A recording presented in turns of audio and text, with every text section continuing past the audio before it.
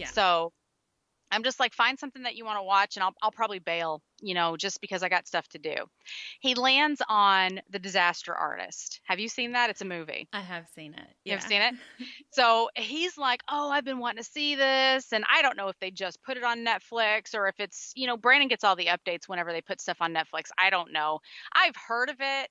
I remember when it came out and they were like pushing out like the ads and stuff for it. And I thought it looked cool. But again, this is Thursday night. I'm not looking to get sucked into a movie. So my husband's like, well, I kind of need to go to the store anyways. Let's put it on for 15 minutes, see if we want to see this. And we'll probably just, whatever, do our own thing. I'm like, yep, that sounds like me anyways. I was already, like I said, not looking for a movie, but he starts it up and right away I'm totally sucked in. We watched the whole movie all the way through.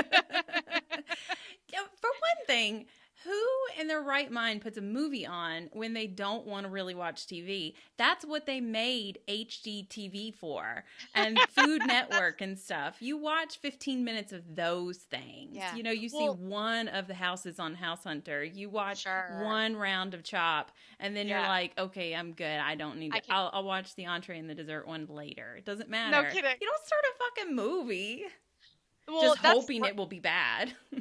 That's Brandon's deal. He's not really big into sitcoms or things like that. Not even really so much into docuseries. I mean, he has come around to a few of them, but he's more a movie guy. Mhm. And with him, the weirder, the more off the wall kind of, that's his jam. So he was wanting to see it.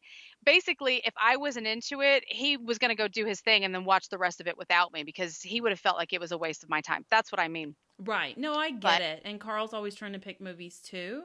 And I'm like, I immediately shut that shit down. Yeah. I don't have that kind of time. I don't have time for this. Exactly. So I didn't have time for this, but I could not stop watching this movie. I'm not saying that it's the best movie ever, but it was really good. Wendy, you've already seen it, but for anybody who hasn't, James Franco's in the movie. He plays this mysterious millionaire, Tommy Wiseau.